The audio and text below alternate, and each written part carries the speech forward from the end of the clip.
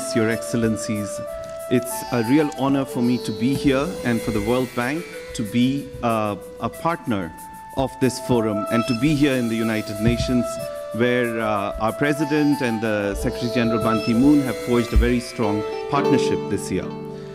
This particular World Forum for Ethics in Business is very important. And it's very important because through this forum, through this partnership, we can galvanize a new global movement, a revolution, which is anchored around a new paradigm for capitalism that is imbued with ethics and a social purpose.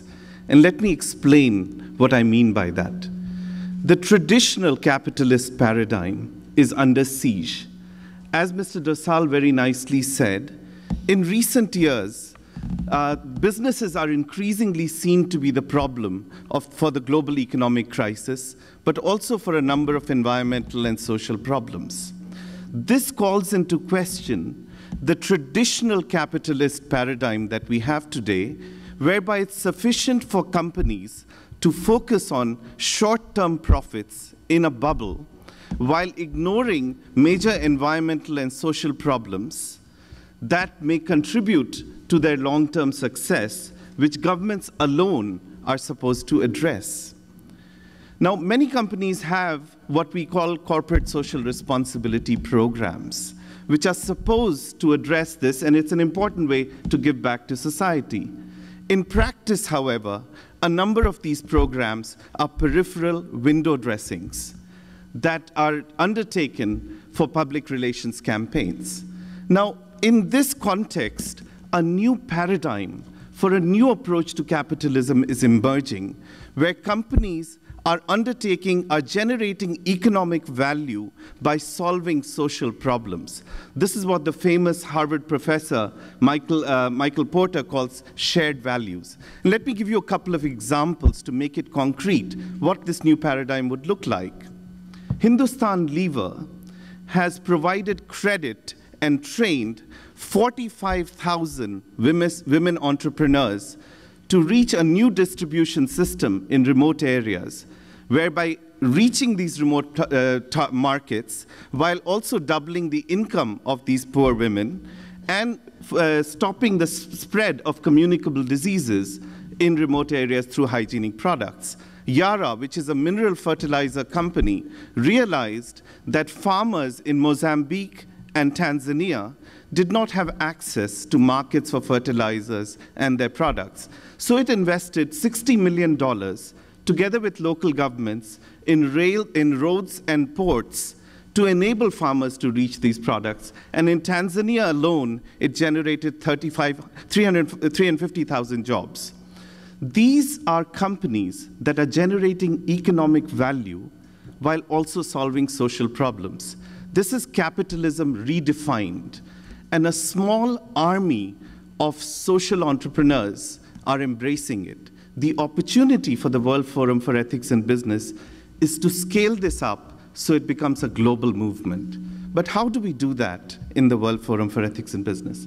One approach is to showcase these examples in forums like this, supported through our lending programs, whether it's through the World Bank, IFC, UN, whichever organizations, but also scale up learning about these ethical practices, as Rajita Kulkarni said, through a curriculum on ethical leadership, ethical businesses, which can be scaled up through MOOCs, massive online learning courses. IHV, which has a leadership in ethics, can imbue and instill a commitment at the level of individual corporate leaders on shared values, which can underpin and shine through in corporate shared values.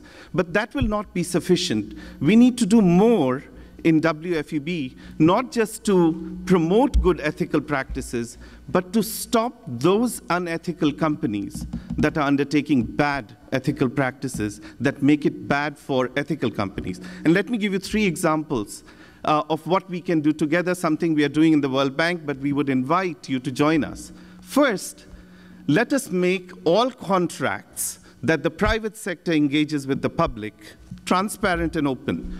You know, it's in the contracts that there is a lot of corruption and the poor are robbed of the benefits of these contracts. I'll give you an example.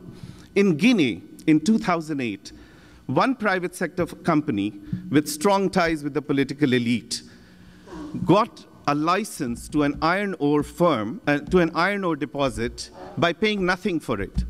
2 years later, it sold 51% of the shares in that iron ore contract for $2.5 billion, which was more than twice the budget of Guinea. So one contract robbed Guinea more than twice the entire budget. It's no wonder Guinea is publishing all its mining contracts. We in the World Bank have created a website. I invite you to join, resourcetransparency.org, resourcecontracts.org, where we were putting a lot of these contracts online. Last year, we launched an initiative called an Open Contracting Initiative, where we want disclosure of all the terms of contracts between public and private sectors. Join us in getting more companies to put their contracts online so we make it hard for corrupt companies to hide.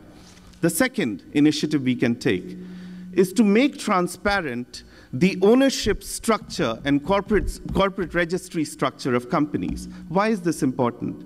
A lot of companies, fake companies, are created to benefit from these contracts and to go hide in tax havens for tax evasion. This was the focus of the G8 2 weeks ago.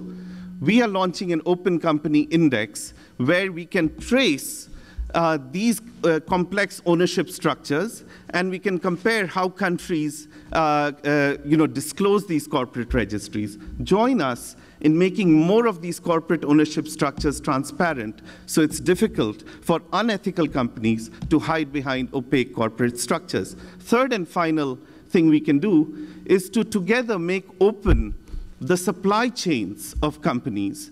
Recently, we saw the terrible tragedy in Bangladesh. The clothes we wear through Benetton, part of it was being produced in those textile factories where a lot of people lost their lives. How can we create a transparent supply chain to help companies track what are the suppliers that they are dealing with and what is their environmental, human, and social sustainability? We are launching a global open supply chain dashboard where companies can trace their entire supply chain with third-party verification on what are their carbon emissions. Are they using child labor practices? Are they sourcing from conflict minerals? Join us in helping more companies utilize such platforms so they can see that it is in their interest, but it also promotes social interest. So in conclusion, what I wanted to say is that this is not just a meeting. It's an opportunity for us to forge a global movement. According to the Global Entrepreneurship Monitor, there are 400 million entrepreneurs in the world today.